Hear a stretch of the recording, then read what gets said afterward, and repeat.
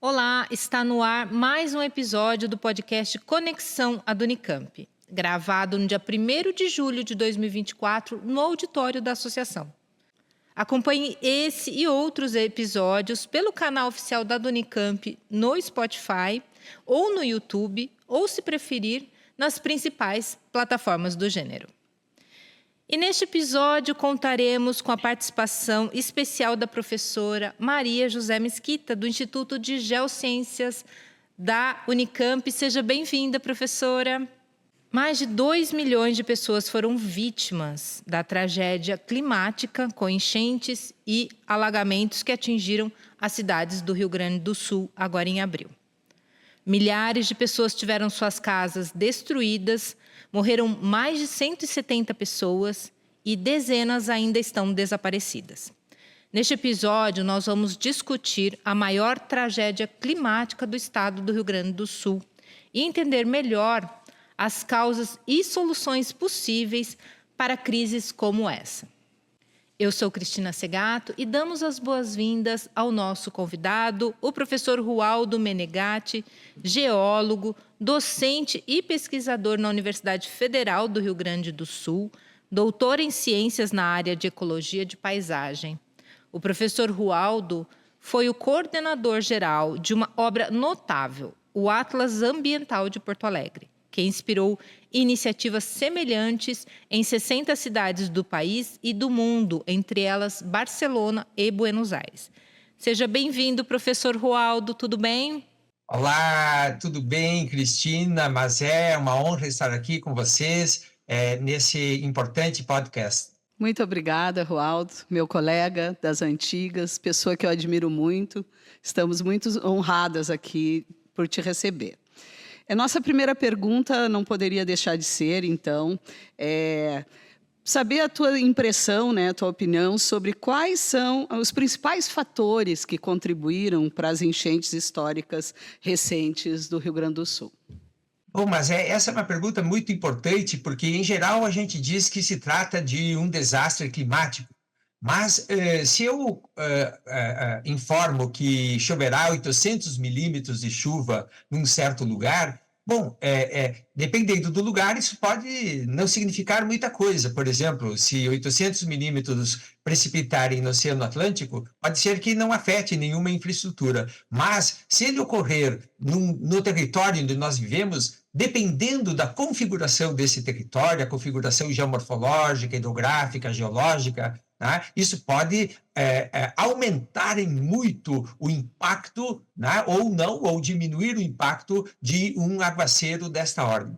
Então, eu procuro estruturar uma questão tão complexa como essa em 5 grandes fatores. O primeiro, claro, o climático meteorológico, que promoveu, que resultou na precipitação de 800 milímetros em apenas 4, 5 dias. Foi algo realmente incrível. E ele se deveu a um aumento da temperatura da água no Oceano Atlântico, que, com a maior evaporação e agregando-se à evapotranspiração da floresta amazônica, né, que, por sua vez, descende para o sul, né, fez com que houvesse, então, esta precipitação de água extraordinária, né, realmente extraordinária. Mas o segundo importante fator é a configuração geomorfológica e hidrográfica do Rio Grande do Sul. Veja, esta chuva ocorreu principalmente na região alta do Planalto Meridional, na região nordeste do estado, e ela escorreu rapidamente para os rios profundos do Rio Grande do Sul. A gente não comenta muito sobre esses rios profundos, mas são rios que correm por vales incisos no Planalto, com gradientes de relevo de cerca de 800 metros. São cânions, e são 5 rios que descendem do Planalto, né, com esta incisão. É o rio Alto Jacuí, o Taquariantas, o rio Caí, o rio dos Sinos e também o Alto Rio Gravataí. E eles convergem todos para o Delta do Jacuí. É uma confluência fluvial impressionante. E ali no Delta do Jacuí, então, temos o encontro destas correntes fluviais com o sistema costeiro de 4 lagoas, né? O Lago Guaíba, a Lagoa do Casamento, a Laguna dos Patos e a Lagoa Mirim. A Lagoa dos Patos, por sua vez, se conecta com o mar. Então, veja, né?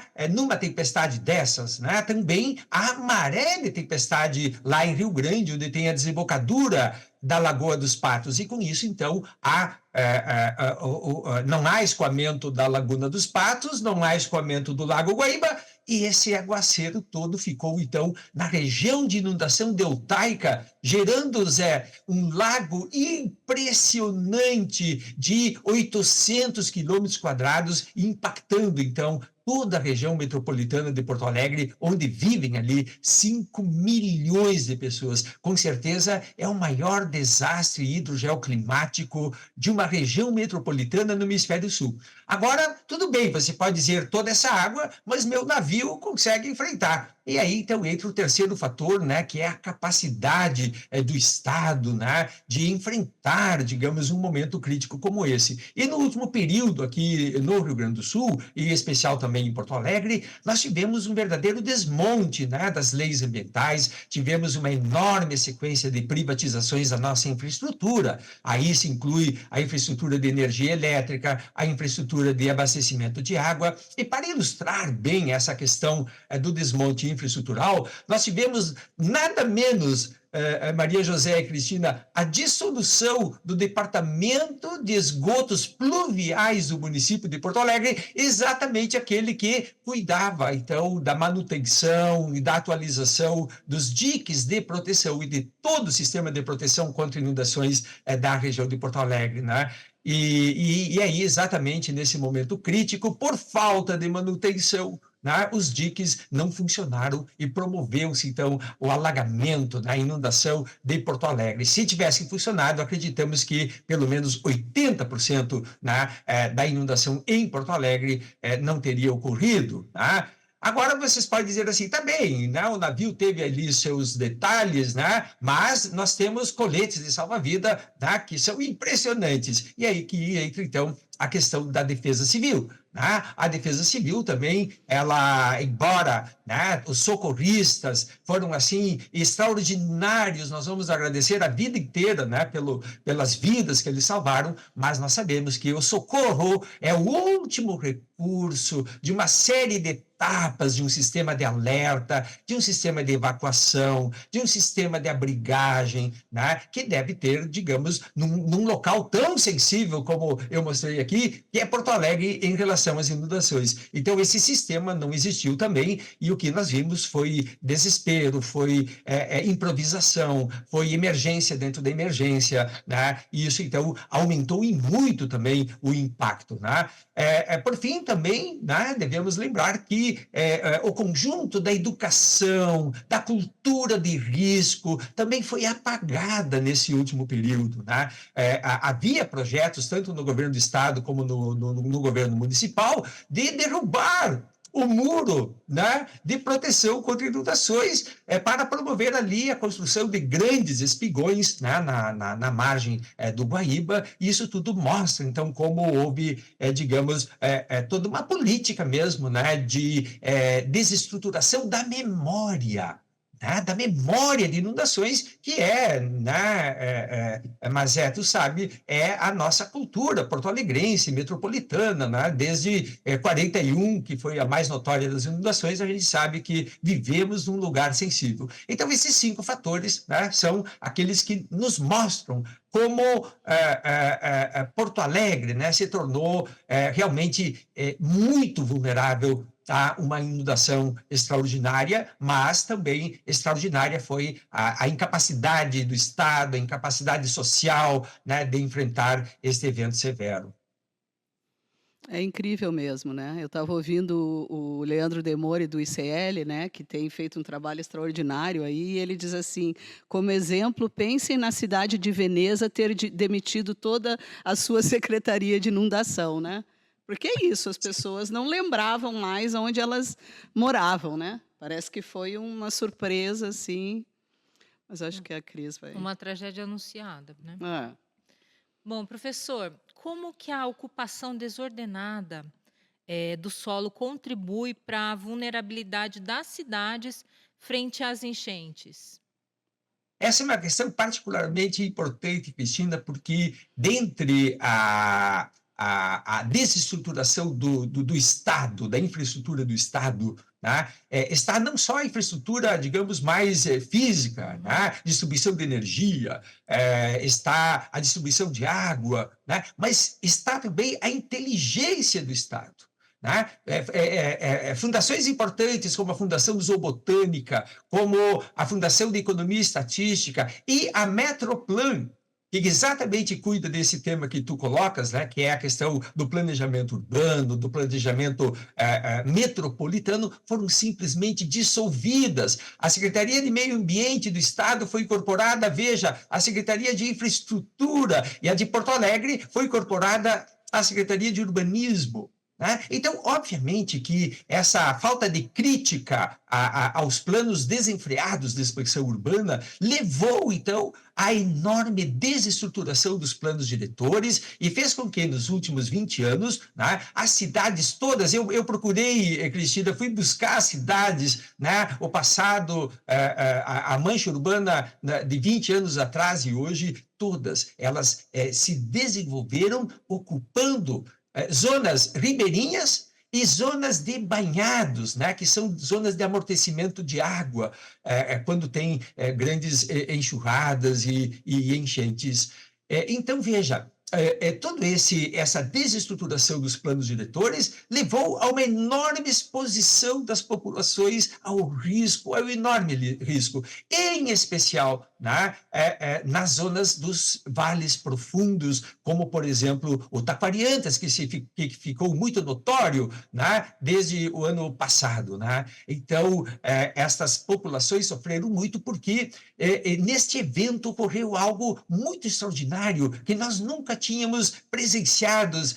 Maria José, você que é da área das geociências, né, que foi não só uma enxurrada, um aguaceiro, mas também o deslizamento de encostas nos vales profundos. Nada menos estimamos até o momento do que 12 mil deslizamentos, sendo que já 6 mil, né, já mapeados e diagnosticados, né, e isso representa apenas 40% da área. Né? Então, esse enorme deslizamento fez com que a água ficasse mais densa.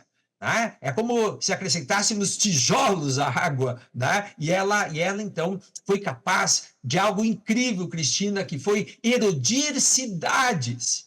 Erosão de cidades. Não foi uma água que inundou cidades. Não, o nível dos rios profundos, como ali no Taquari, ele subiu 20 metros. Né? E ele, então, sobrepassou as zonas urbanas que inundou, erodindo as casas e sequer deixou ali os escombros dela, levou adiante esses escombros. Né? Algo realmente impressionante. Então, isso, Cristina, da desestruturação dos planos diretores, de incentivar a ocupação ribeirinha, porque são os últimos estoques, Cristina, são os últimos estoques que os municípios têm.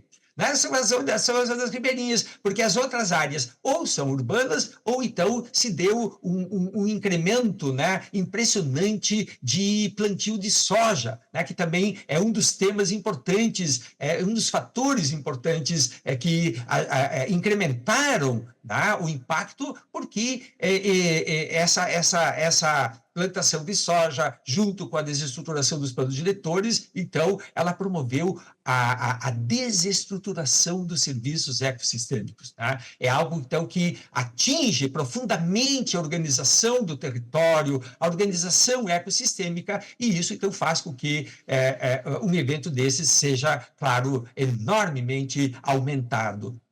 Eu acho que a gente pode dar o gancho aqui para falar do extraordinário Atlas, né, ambiental de Porto Alegre. Eu ainda estava aí no lançamento, foi uma coisa incrível, né? E a gente ficou pensando, né? Como você acha que essa obra pode nos ajudar a entender os eventos climáticos extremos que estamos vivenciando atualmente? Como que a gente faz essas relações do que o Atlas apresentou naquela época e traz aí, né, de ensinamentos? Essa é uma pergunta particularmente crítica, mas é porque acreditamos que parte também desse desastre no Rio Grande do Sul se deveu também a dificuldades que a educação tem enfrentado no último período. Né? Nós atravessamos um período em que houve e ainda continua tendo um ataque enorme à educação brasileira, né? Em especial às universidades, ao professorado, né? E isso então faz com que a sociedade também não tenha capacidade educativa, né, para entender fenômenos complexos como é a questão climática. E a questão climática, ela nos leva, como eu mostrei agora, né, para a questão do nosso território, que é olhar o lugar em que moramos. Então, as nossas atividades, né, muito intensivas, seja na cidade e também no campo, está muito intensiva a atividade no campo, né? Faz com que haja um desprendimento da nossa cultura e dos nossos olhares ao lugar em que vivemos. Então, o Atlas Ambiental de Porto Alegre, que foi feito lá em 1998, né, ele exatamente procurava mostrar, né, e procura mostrar as configurações, os contextos do lugar em que vivemos, desde o contexto geológico de 800 milhões de anos atrás, que é a idade das rochas mais antigas em Porto Alegre, né, até os segundos atuais em que se dá a mistura de gases na atmosfera. Né? Isso tudo não só para mostrar o quanto nós sabemos sobre um território, mas isso tudo para mostrar, né, os contextos em que se dá, né, a vida cidadã nessas grandes metrópoles. Né? Então, o Atlas é um instrumento que ajuda a cidadania a incorporar no seu espírito, no conceito do que é hoje existir nesse mundo urbanizado e lotado em que temos esses eventos climáticos, né? O que é o lugar em que se vive, suas vulnerabilidades, suas belezas, seus encantos, suas histórias. Né? Ele procura mostrar também, o Atlas de Porto Alegre, não só os contextos, digamos, do espaço geográfico no sentido mais tradicional, né? Mas também mostrar como o lugar em que nós vivemos é sempre um lugar histórico, é um lugar em que ocorrem processos de longo termo, é mostrar a escala profunda, a memória profunda do mundo em que nós vivemos. E essa memória profunda, né, nós, na geologia, sabemos que ela é muito importante, né, porque é com base nela, que nós sabemos que um rio que se parece muito quieto, né, muito recolhido na sua calha, ele pode, né, num evento, extravasar e ocupar lugares que, né, nós não presenciamos na nossa vida. Na vida, digamos, de um indivíduo, nem sequer na vida de uma cultura, porque, né, a gente enxerga nos terrenos, né, marcas dos eventos antigos, que nos informam, então, como são as dinâmicas mais extraordinárias do planeta em que nós vivemos. Essa consciência, nesse momento em que nós já vivemos as consequências da mudança climática, já não se trata de anunciar que elas virão, já estamos vivendo, é muito importante, porque nós devemos olhar o lugar. É ali no lugar que nós reconheceremos suas vulnerabilidades, as possibilidades de extravasamento, de expansão dos sistemas que já estão atuando, né? E com isso, então, reconhecer como no futuro, né, imediato, nós podemos, então, ter também todo um trabalho, né, de prevenção, um trabalho de cuidado, um trabalho de estabelecer planos de emergência, etc. E para isso, Maria José, eu diria que nunca precisamos tanto do conhecimento do lugar. Não do conhecimento do lugar que esteja em nossas bibliotecas, né, dentro das universidades, mas do conhecimento do lugar enquanto a possibilidade de construir uma inteligência social do lugar. O que faltou em Porto Alegre, né, e no Rio Grande do Sul, foi uma inteligência social do lugar em que as comunidades pudessem, elas também, interpretar minimamente o lugar em que vivem, né, para poder ter diálogos com planos de emergência, para poder ter consciência, né, do lugar em questão e aceitarem, né, planos de evacuação com mais naturalidade. Então, eu diria que hoje é muito importante que as cidades tenham atlas ambientais nas escolas, né, como um mote, como um vertebrador, né, da construção de inteligências sociais do lugar, né, que informem a cidadania, né, desse momento particular que nós humanos vivemos nesse planeta, né, que é um momento de transição climática. Quer dizer, aqui em Porto Alegre houve esse grande evento agora, mas nossos filhos talvez vão passar por mais 2 ou 3 eventos desse porte, né, pelo menos nas vidas deles. Né? Então, nós temos que, de fato, olhar, né, de uma maneira muito mais profunda o lugar, e isso se faz, nós sabemos, com conhecimento, porque se não tivermos esse conhecimento à disposição da população, o que terá ali? Né? Profecias, né? Obscuridade, como vão enfrentar? Perfeito mesmo. Eu acho que a inteligência do local, o conhecimento dela, né, apropriado pela comunidade ali, é fundamental, né? Só fazendo uma curiosidade aqui, a professora Maria José também é de Porto Alegre, né? Então, nós temos 2 representantes aqui da cidade que sofreu tanto com essa tragédia, E né? sofre, né? Exato, sofre porque a gente ainda está tentando. Bom, professor, e quais seriam as medidas mais urgentes que os governos locais e estaduais deveriam adotar para mitigar os impactos dessas catástrofes climáticas? Olha, Cristina, essa é a grande questão que hoje nós debatemos aqui, porque, de um lado, claro, todos estão com muita ansiedade por soluções. E a ansiedade de soluções, ela pode produzir caricaturas. Né? Uma delas é obras que sejam a bala de prata, como, por exemplo, canais de extravasamento na Laguna dos Patos, né? Canais que estejam mais ao norte, além daquele que está o exutório, a desembocadura da Laguna dos Patos em Rio Grande. E a gente sabe que todas essas grandes obras que, porventura, se coloquem na mesa, como desassoreamento generalizado dos rios, dos arroios, né? Então, há uma ansiedade ali na sociedade por obras. Claro que a gente sabe que isso também acompanha lobbies, né? E a gente sabe que também há um modelo de solução por parte de governos, né, que é grandes obras. Né? Mas nós temos que fugir de qualquer grande obra. A tese fundamental para as soluções que nós devemos tomar é que elas tenham governança junto à sociedade, que elas tenham um controle social. Né? E isso é muito importante porque grandes obras, elas podem não ter controle social. Vejamos o exemplo próprio do sistema de diques de Porto Alegre. Né? Porto Alegre tem um fantástico sistema de diques construído depois da grande inundação de 1941.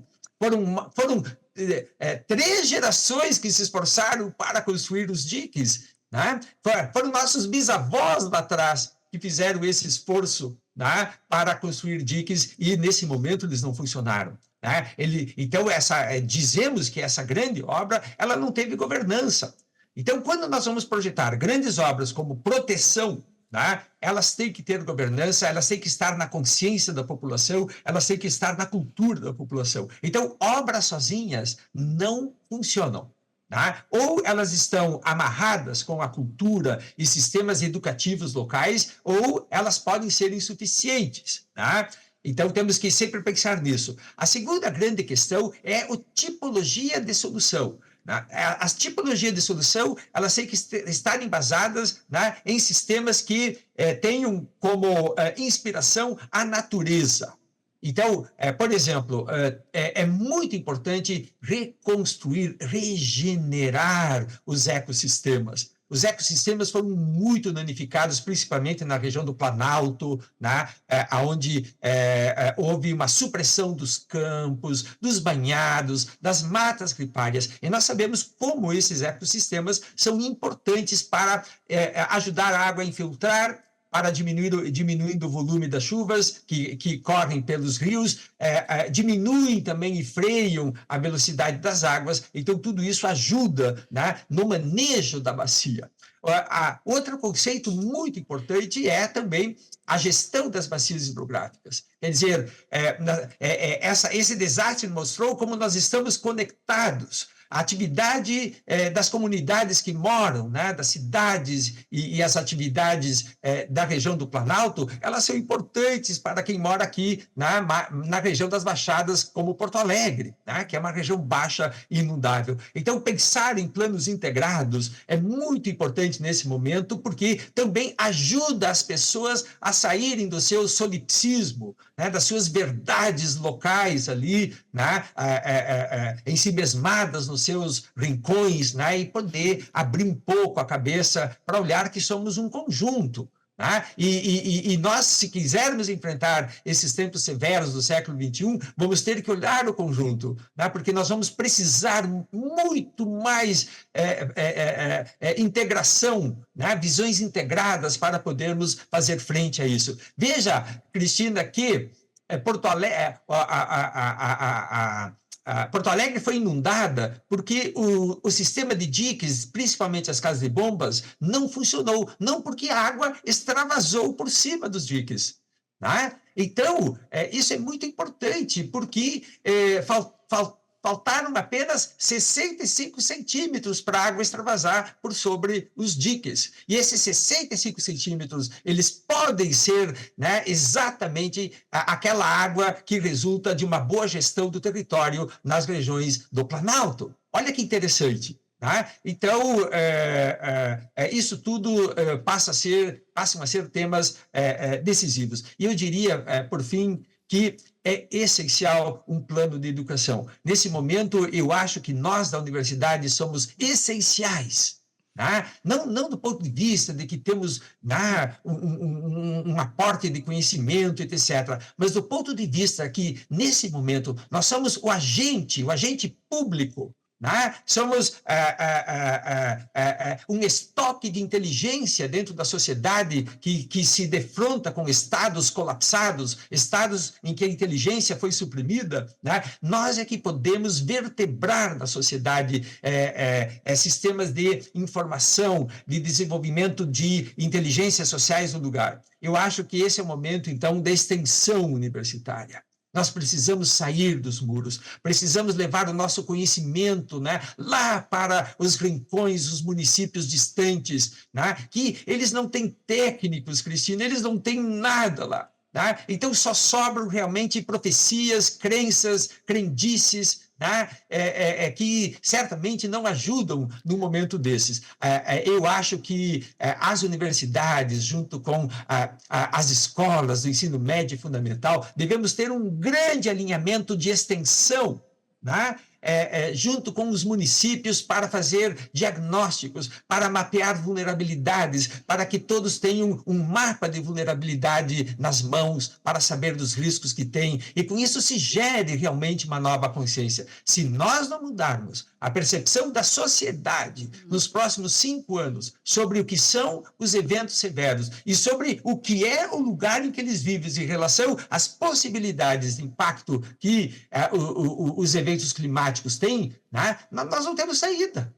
Nós não temos saída porque seremos prisioneiros de grandes obras, de balas de prata, né? E não de fazer uma concertação social, né? Com base no conhecimento e com base no que nós temos de melhor, né? Que é o conhecimento dentro das universidades, junto com as comunidades da educação, né? E com isso criarmos algo assim como um projeto Rondon, entre aspas, né? Para o desenvolvimento de técnicas de conhecimento junto com as comunidades. Eu penso, inclusive, do ponto de vista de redes tecnológicas, de coleta de dados, né, de hidrologia hidrologia, nós podemos ter réguas de hidrologia nos arroios, nos rios, lá nos distantes rincões, desde que uma escola adote e se capacite para fazer isso.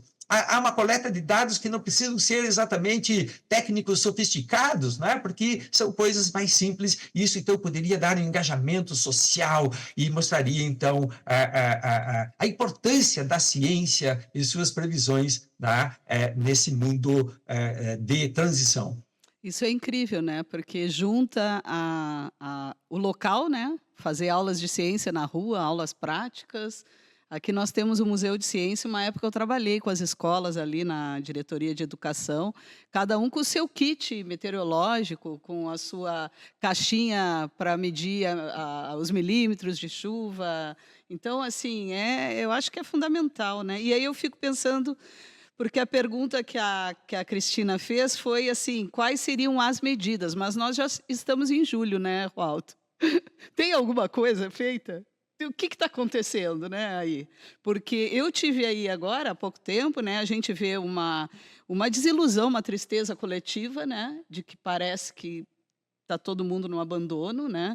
E, por outro lado, eu sei que as universidades do Rio Grande do Sul entregaram um plano, né, envolvendo várias universidades, né, de todas as cidades. Então, esse plano chegou em algum lugar, a prefeitura e o governo do estado ainda querem contratar aquela empresa americana, né, Marshall, alguma coisa, para fazer o que fez em New Orleans. Como é que está essa parte política dessa reconstrução aí, né? Esse Maria José, algo impressionante, porque nós passamos por 4 fases durante o desastre, né? A primeira fase foi o susto, foi a adrenalina, foi a fase da sobrevivência, porque não havia nem informação sobre o modelo da inundação que estava acontecendo, né, em termos da cota de inundação, de como seria a previsão dos dias seguintes. Então, foi realmente algo pavoroso, porque isso demorou, foi uma agonia, né, de 21 dias, porque nós tivemos 3 picos de inundação. Tivemos inundação na primeira semana de maio, em que alcançou 5 metros e 35 centímetros. Depois, na semana seguinte, tivemos um outro pico de inundação e, na terceira semana, mais um. Então, foi realmente algo impressionante. Na semana seguinte, então, na 4ª semana, nós tivemos uma segunda fase, que foi a fase da realidade. As águas, então, começam a baixar, né? E aí, então, se vê que as casas estão cheias de lama, a cidade está cheia de lama, está tudo de pernas para o ar, literalmente. E aí começa também, então, a terceira fase, que é a fase de limpeza. É a ideia de que eu vou reconectar com a minha rotina passada, né? E aí, de repente, aos poucos, todos se dão conta que não há reconexão com a rotina passada, que realmente estamos num outro momento da história, que temos que reconstruir. E aí começa, então, a 4ª fase, que é a fase de contabilizar perdas, saber de prognósticos futuros, saber, né, do que vamos fazer. Né? Será que eu vou continuar aqui? E essa fase, então, é a fase da depressão, que é mais ou menos a fase em que nós estamos agora, né? Porque realmente as pessoas se cansaram, né? São 60 dias, né, de cansaço social, enfim, tudo, né?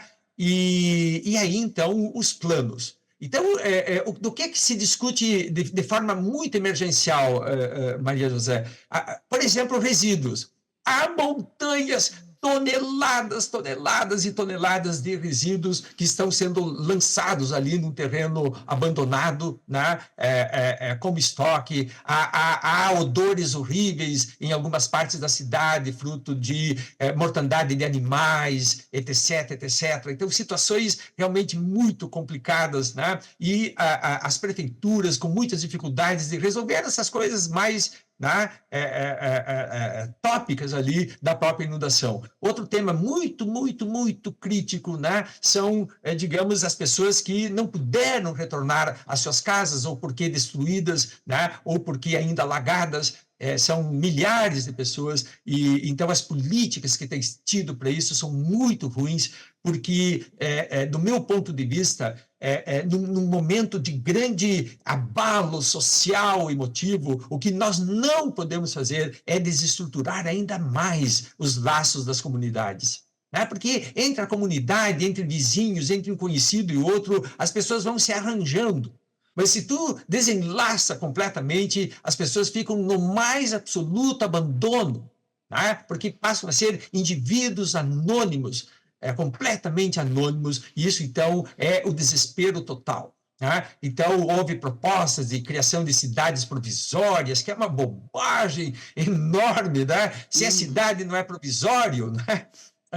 A cidade é um conceito de exatamente estabelecer-se num lugar, né? E o provisório a gente sabe que acaba não sendo, né? Então, é jogar as comunidades ali numa ilusão. Então, isso tudo tem sido debatido como políticas importantes, alternativas, de olhar os estoques, né, de vazios de imóveis em Porto Alegre, dispô-los para, digamos, abrigagem de pessoas, de comunidades que estão nesse momento desabrigadas, né? Há também discussão muito importante, assim, se gerou uma certa onda de desassorear rios. Houve prefeitos, inclusive, que colocaram retroescavadeiras, eles mesmos, né? Como demonstrando que estavam fazendo por suas próprias mãos, né? Desassoreando rios, que também é uma prática, né? muito complexa, muito desnecessária, porque temos que ver aonde isso é realmente um problema, né? Porque, do contrário, nós estaremos também desestruturando ainda mais os ecossistemas, porque até agora nós falamos dos sistemas humanos, não falamos também do quanto esse desastre impactou os sistemas ecológicos, né? A ictiofauna, né? Todas as matas ribeirinhas que foram arrastadas pela enxurrada, isso também provocou um grande abalo, né? Nos sistemas ecológicos, porque esse aguaceiro, ele, como eu comentei, por ele ter muita argila e areia, né, devido aos deslizamentos, ele também diminuiu o oxigênio da água, né, se tornou uma pluma densa que foi, né, até Rio Grande e agora adentra na plataforma marinha, né, com muita argila. Isso também tem seus impactos. Tá? Então, estamos ainda numa fase de pensar do ponto de vista das universidades, apresentamos vários planos, né? Também planos econômicos, porque, claro, haverá uma depressão econômica que se seguirá, se acredita que ela tem até 4, 5 anos. Né? Isso também é algo muito crítico que temos que pensar, de como também podemos retomar as atividades econômicas em outras bases, com mais sustentabilidade, né? Com mais respeito à natureza, né? E que consigam ser fundamentos para uma regeneração. Né? Não se trata apenas de uma reconstrução, esse é um outro elemento importante, né? Não é reconstruir, né? É construir melhor do que antes, é construir com ideias que não sejam as ideias do século XIX, do século XX que nos trouxeram até aqui. Temos que pensar em construir com ideias que olhem o futuro, o século XXI, né? e sua transição climática. Né? Acho que também isso nos trará conceitos importantes para regenerar cidades e também a nós mesmos. Né? As comunidades temos que regenerar, né, para ter outro enlace com a natureza. Né? Professor, e como que nós podemos engajar mais a comunidade, os jovens, na luta por um desenvolvimento urbano mais sustentável? Acho essa pergunta fundamental, Cristina. Esse desastre que ele apareceu nas grandes mídias como o inevitável, né? Nós temos que dizer aos jovens que ele não é inevitável. Os desastres climáticos não são uma fatalidade. A mudança do clima, sim. A mudança do clima está ali, né? Está em curso. Né? Mas os desastres, não.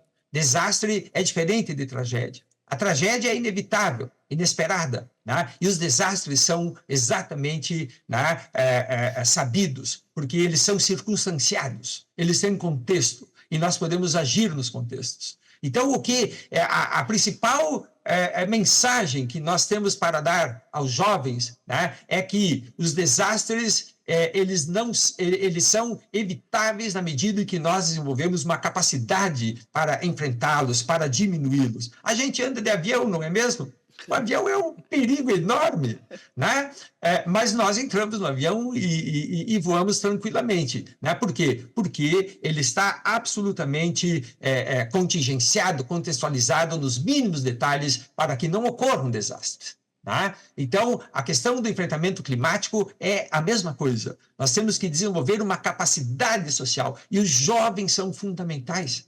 E são eles que nós temos que olhar nesse momento. São os nossos jovens. E nós temos que engajá-los desde já, para que eles criem coragem, ânimo, né, para enfrentar isso. E como se faz? Então, acho que aqui entra, mais uma vez, o papel da educação. Tá? Nós temos que, eu penso, Cristina, que nós devamos fazer uma extensão poderosa nas universidades, não mais formar dentro dos estándares do século XX. Né? Os profissionais do século XX, eles já não conseguem resolver a contento os problemas do século XXI. Nós precisamos desenvolver novas metodologias, novas estratégias, novas soluções. E aonde, quando vamos desenvolver isso? Eu acho que é agora, é ali, no calor dos acontecimentos, que nós devemos também levar os jovens e formar para que ele veja o problema que está acontecendo ali, resultante do desastre, para que ele entenda, né? E para que ele se forme, se capacite, então, a enfrentar aquilo que, às vezes, é inusitado. Né? Nós formamos profissionais sempre para aquilo que é esperado. Nosso profissional responde coisas esperadas. Esse é o nosso ensino, né? É o nosso standard, é o nosso cânone. Né? Então, nós temos que pensar como o cânone que nós temos, nós podemos ir além. Né? E isso se faz, então, com um poderoso programa de extensão das universidades. Eu penso que se integrarmos também de forma mais interdisciplinarmente os nossos programas, então a ação, ela permite isso, ela permite enxergar novos contextos de atuação profissional, ela permite integrar com interdisciplinarmente e principalmente, ela permite estabelecer para a universidade uma nova aliança, uma aliança com a sociedade. As universidades, até aqui, né, elas têm tido uma forte aliança com a indústria. Né? Devemos mantê-la, por óbvio, mas ela se deu muito em detrimento a desconsiderar uma aliança com a sociedade. Então, nós devemos ser capazes de levar os jovens para essa aliança, porque é ela que dará para eles também esperança, capacidade, né, de enfrentar esses tempos severos. E devemos fazer isso de A a Z, da universidade ao ensino fundamental. Tá? Eu acho que isso é o que pode também motivá-los. Os jovens, consigo mesmo, eles também ganham motivações extra. Né? E isso também importa em desenvolvermos museus nas escolas. Tá? Então, pensamos que nesses locais em que houve o desastre, em que as comunidades foram bastante abatidas, devemos construir museus do ambiente, centros de inteligência do lugar, né? E da musealização do próprio desastre como uma memória que deve permanecer. Houve um arrasamento da memória no último período aqui na sociedade porto-alegrense. Né? Perdeu-se a memória de um evento tão efetivo, né? Tão severo que foi o de 41. Como pode uma sociedade perder a memória? A questão, a falha mais importante desse evento, né, que resultou, que deriva da perda da memória, foi a perda da aprendizagem. Como é que uma sociedade que passou pela enchente de 41 desaprendeu a esse ponto? Né? Então, ali está a questão da educação e dos nossos jovens. Né? Eu pelo menos, tenho trabalhado muito, né, para que a universidade consiga fazer essa inflexão. Achamos que é a mais difícil inflexão da academia, mas eu acho que ela representa a mesma inflexão que lá na década de 60 as academias passam a fazer pesquisa e a pesquisa passa a ser o grande leito do fazer acadêmico. Agora nós temos que dar mais um passo. Essa pesquisa em si mesma, ela não consegue atingir os objetivos, porque o DIC pode não funcionar, porque a comunidade pode não entender. Nós temos que levar, extravasar essa pesquisa para a sociedade. Ela tem que entender isso de forma profunda, tanto quanto nós. E é também, Cristina, eu acho, a chance da universidade reenlaçar-se socialmente, porque eu não sei se logo ali na avante, não vai surgir um rufão que queira varrer as universidades. Nós já passamos por isso. Então, a sociedade ali fora já nos deu recados claríssimos, do quanto nós podemos não ser relevantes na sociedade. Então, eu acho que é um momento que nós temos também de mostrar nossa relevância na prática. Bom, aqui eu fiquei muito tentada a fazer a pergunta sobre o Guaíba é um lago ou um rio, porque é uma discussão que eu ouvi ainda esse fim de semana, e aí vendo o teu livro ali atrás de ti, o Guaíba é um lago, eu gostaria que, por favor, você explicasse que isso não é uma coisa moderna para diminuir as margens do lago ou do rio, isso é um conceito muito mais antigo, né? E também, já você tocou nesse assunto, mas eu acho que pode frisar que é uma fake news que é muito repetida, que é sobre desassorear o Guaíba. Então, as prefeituras da época do PT acabaram com a retirada de areia do centro do rio. Então, foi por isso que ele assoreou e veio todos os desastres. Então, vamos ouvir. Essa é uma questão muito importante, né? Mas porque ela implica saber com que tipo de corpo d'água tu lida, e isso é fundamental para a gestão ambiental, e também para a consciência do lugar.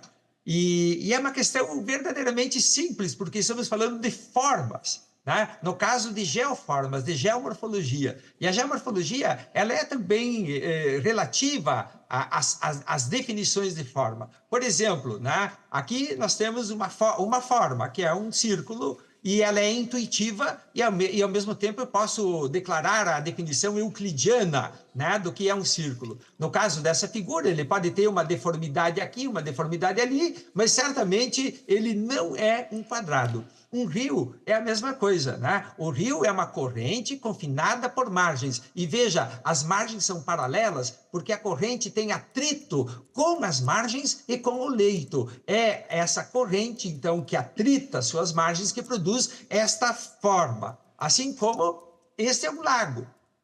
É um lago cujas bordas não respondem a uma ação de uma correnteza. O Guaíba, quando a gente vê no mapa, ele está muito longe de ser, ter essa forma. E sim, ele tem esta. Agora veja, aqui temos uma correnteza. Correnteza não é sinônimo de rio. Todo rio, por certo, tem correnteza, mas nem toda correnteza é um rio. Nós temos correnteza nos lagos e temos também correntezas no oceano. Então, isso é permitido. Uma correnteza dentro de um lago. Esses são os lagos abertos. A maior parte dos lagos no mundo são abertos, Então, isso faz com que em Porto Alegre seja confuso, porque muitos dizem que pelo fato de ter correnteza é necessariamente um rio. Ora, a correnteza é uma condição necessária para definir um rio, mas não suficiente, porque os lagos também têm correnteza. E muitos dizem também que o Guaíba tem um rio que passa pelo meio. Isso não pode, Um rio no meio do lago significa que as margens desse rio são líquidas, então elas não confinam a correnteza, Isso realmente passa a ser algo absurdo, não é mesmo? E por fim, há um delta, os rios que afluem para o Guaíba, como o Jacuí, o Caí, os Sinos e o Gravataí, formam um delta. Por definição, delta é o ponto final de um rio. Então, o que sucede um delta, de forma alguma, pode ser um rio, mas o que sucede um delta, tem que ser necessariamente um lago, E por ele ser um lago, é que é importante para a questão do desassoreamento, porque o lago, né, ele guarda na memória do fundo dele tudo que se largou ali dentro. Né? Então, ali tem metais pesados, tem resíduos tóxicos, né, que estão acumulados no leito. Se houver um desassoreamento, se mexer nesse leito, esses resíduos, então, esses materiais tóxicos, né, contaminantes, vão para a água, tornando, então, a água muito mais carregada de poluentes do que ela já está. Então, vai piorar a qualidade da água do manancial. Isso poderá, inclusive, impedir, né, que ele seja um manancial de abastecimento de água. Agora, veja só, né, o Guaíba, tu sabe, é o único manancial de abastecimento de Porto Alegre. Se acontecer algo a ele, né, Porto Alegre ficará sem água. Eu costumo dizer assim que o Guaíba é o nosso destino. O que acontecer a ele, acontecerá conosco. Portanto, precisamos conhecê-lo. Isso, muito legal mesmo. Acho que foi ótimo esse encerramento. Muito obrigada, Que colega. didática, que muito aula, legal. delícia. Sim. Bom, então, encerramos aqui mais um episódio do podcast Conexão Adonicamp. Agradecemos a participação do nosso convidado.